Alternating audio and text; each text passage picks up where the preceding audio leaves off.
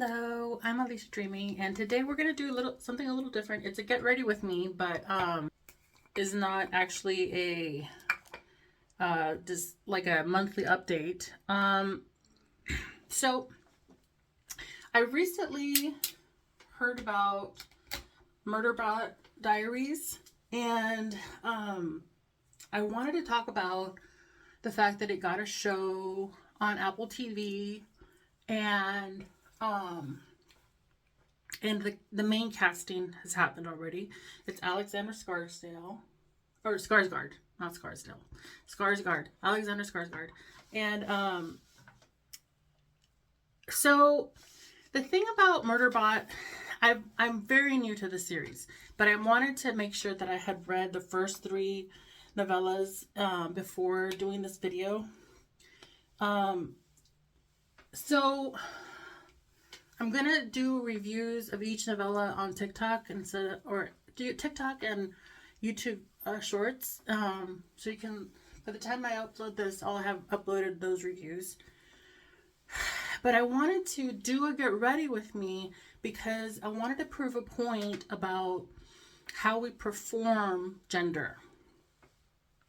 So I'm not saying you have to put makeup on to perform femininity or be femme, but for me, because I identify as non-binary, it very much does feel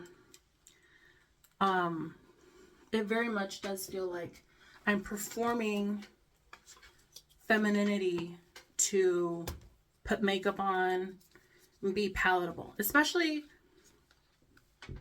because I'm not skinny and I'm not white.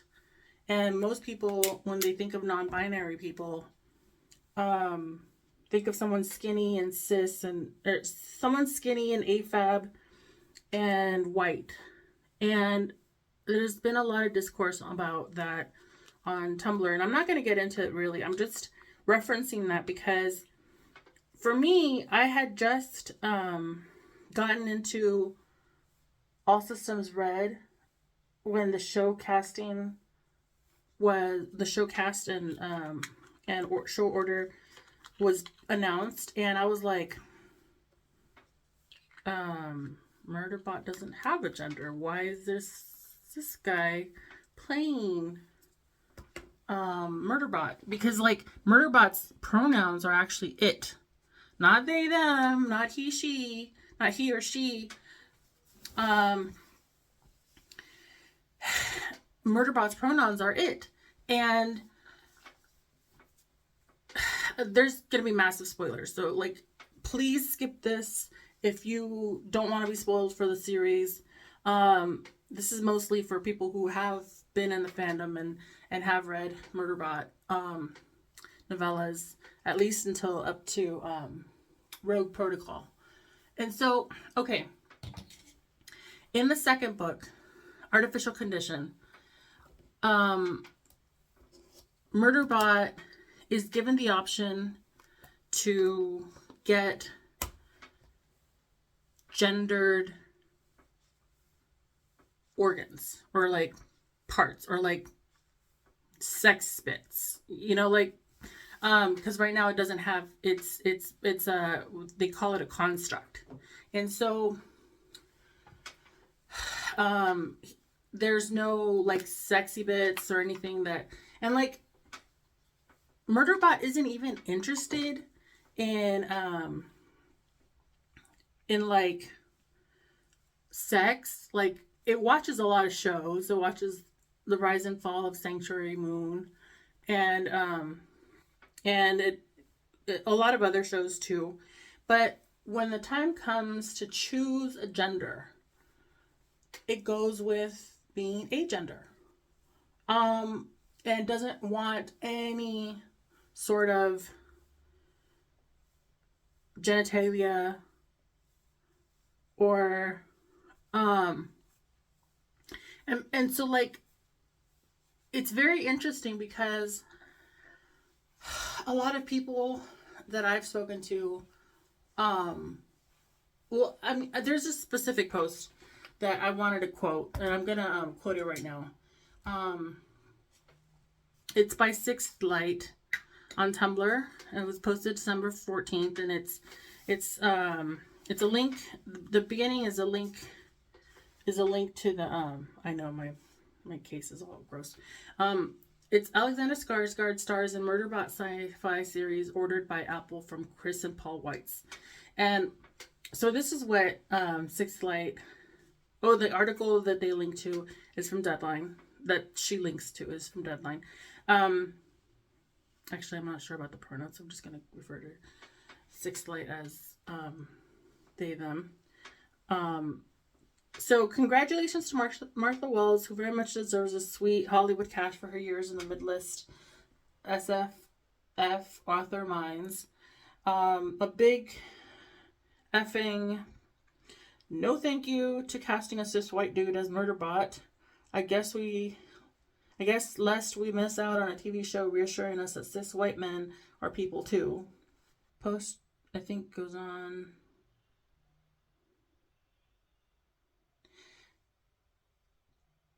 Yes. To dig into this a little further and even-handedly, I actually think Skarsgård is a talented actor who's probably capable of doing a very good job with the character, including its agender identity, and this may be a perfectly watchable show. Also, I don't care. The point of Murderbot is that it is viewed as a disposable, non-person who can be both the victim and the perpetrator of extreme violence on behalf of its owners. And that it has to learn to claim its own personhood and others have to learn to understand it as a person on its own terms, not their own. It's not that cis Western white men are never subject to dehumanization or viewed as disposable.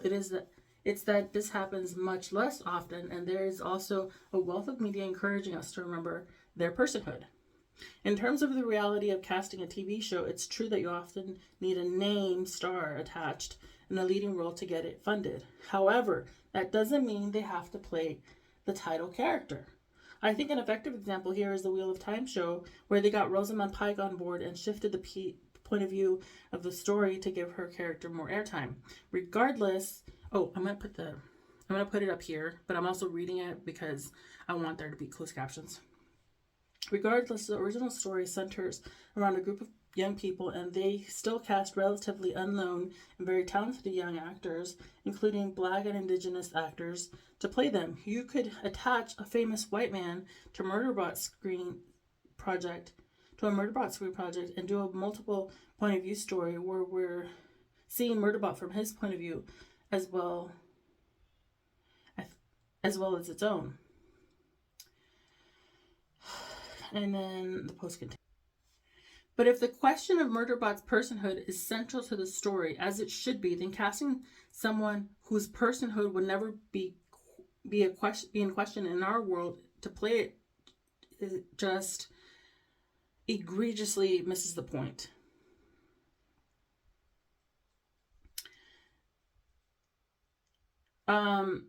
So I did request Sixth Light's permission to quote the post, and I do have permission to share it, and that's why I'm going to be leaving it up here. I'll probably just put it over my face because it's a fairly long post. But yeah, like this was posted December 14th, and it is now December 23rd. And I think I put way too much foundation on, but whatever. I as somebody who identifies as non-binary and isn't out because it's coming late in life that I'm identifying as non-binary. Because like when I was a kid, I was very much a tomboy and didn't like wearing a lot of makeup, and I very much, I don't know, like, it made me uncomfortable to be wearing a lot of makeup, and I didn't feel, I don't know, I didn't have a lot of pressure from my mom to put makeup on and stuff. And so when I do these videos, when I do my YouTube videos, I am conscious that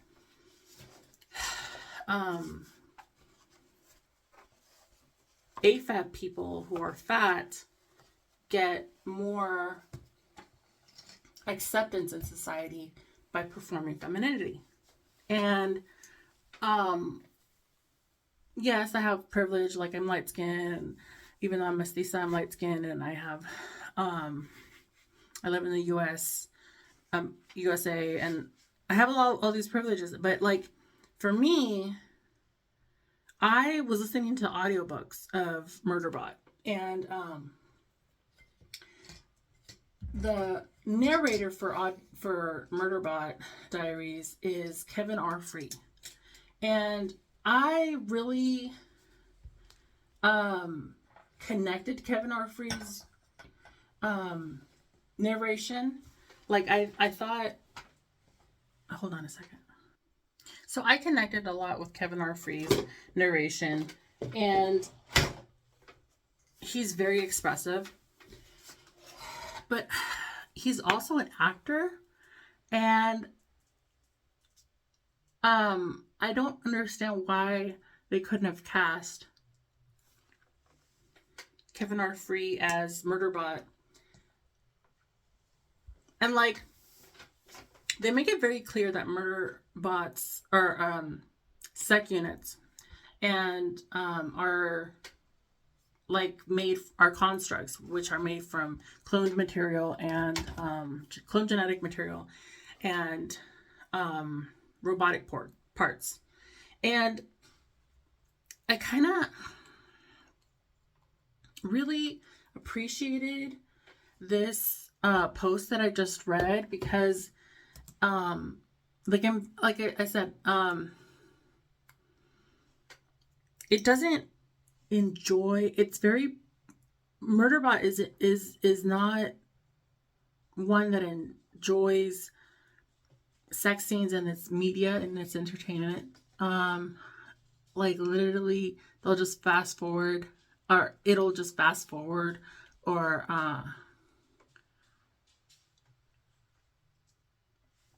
I think it mentions it fast forwards the love scenes, or gets bored. I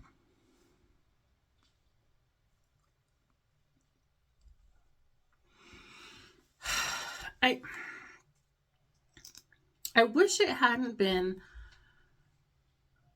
someone as privileged as Alexander Skarsgård. I'm not saying they needed to get a black man and dehumanize a black actor. There's all sorts of context. I'm not context that and nuance that has to be explored. I just want to start this conversation because, like, to me, I would have appreciated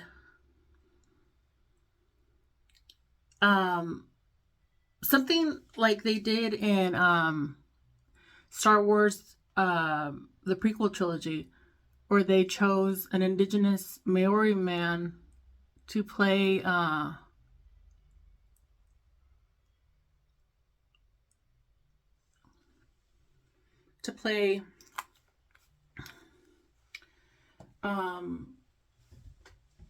the clones in the Clone War. I would have appreciated something like that a lot more. Because there's supposed to be like a standard to the sec units. Like they have a specific height requirement. Their dimensions are supposed to be very specific.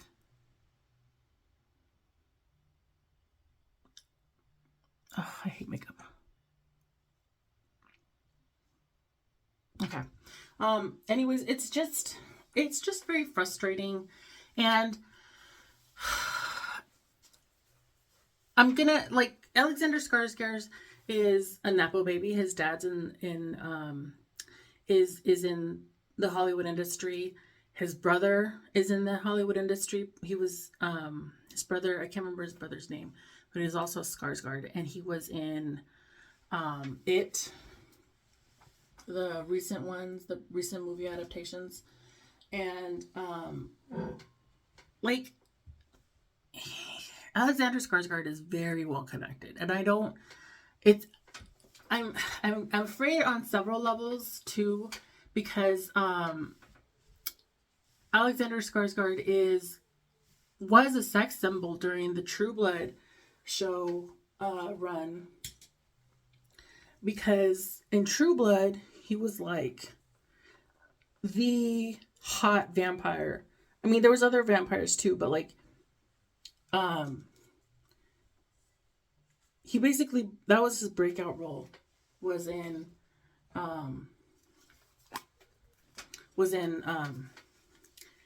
True Blood. And like I watched the whole True Blood series. I read most of the books, and I just really, they couldn't have gotten, I mean, if they had gotten somebody non-binary, it wouldn't have had to be a white person. Or if they had gotten a non-white person, it could have been someone cis, you know? But like somebody more oppressed than Alexander Skarsgård. I mean, I'm not saying, it's very frustrating. It's very frustrating. And I'm like, I went through the tags, and a lot of people are like, I'm doing magic root cover up on my hair, because that's also to do with performing femininity. You know, we mustn't age. I'm gonna be 40 soon, but like, I wanted to express how disappointed I am in this casting, and how I hope against hope that they don't go the Halo route. And Halo is another thing that I could go on and on. This video is getting very long. I might have to like delete some bits. Okay, so the Halo trend is Halo was a very popular video game series that was turned into a Paramount Plus show. For those who don't know who, so the main character is Master Chief, is played by Pablo Schreiber. And personally, I wasn't really willing to finish the show, because it's a very much a white savior type of deal. But I am willing to finish it now to make sure they don't make Murderbot similar to Halo. So I know I'm bringing this up very late in the video, but there's just a lot of aspects that I'm afraid they're like jumping on the Halo train, because Halo got a second season, right? And but Halo Master Chief was a person before they were augmented to become this like super soldier. And with Murderbot, it was very much that Murderbot was created to be a sec unit from the beginning, like created in a lab. Hold on a second. So Murderbot was created. We get the understanding that it was created in a lab and has organic parts, but isn't considered a person, and is like owned, except for in planets like preservation. Hold on a second, I gotta concentrate.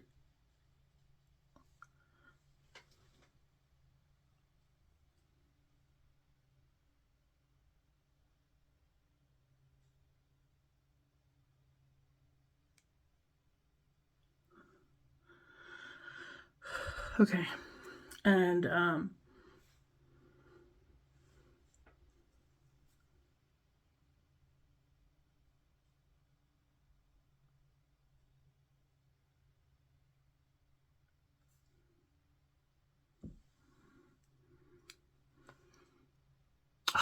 what did I do? Huh.